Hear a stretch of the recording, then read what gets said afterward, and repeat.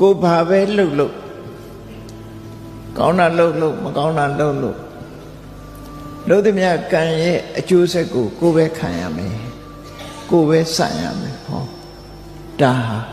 သူ့ရဲ့အမွေခံပဲကံရဲ့အမွေခံပဲဖြစ်ရမယ်လို့ဒီအမြင်ကိုမြင်မှုလို့ရတယ်ဒါကိုကမ္မတက္ကတာသမာဓိဋ္ဌိလို့ခေါ်တယ်ကိုလှုပ်တာကိုတည်းသာသက်ဆိုင်တယ်လို့မြင်တဲ့အမြင်ဟာဘလို့တမိုးရှိတယ်လဲစဉ်းစားကြည့်စัจ jit နဲ့တွေးကြည့်ကိုလှုပ်တာကိုနဲ့မပတ်သက်ဘူးလို့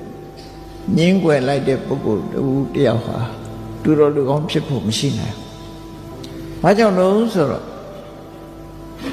ကိုလှုပ်တာကိုနဲ့မပတ်သက်ဘူးလို့ဆိုတဲ့အမြင်ရှိရင်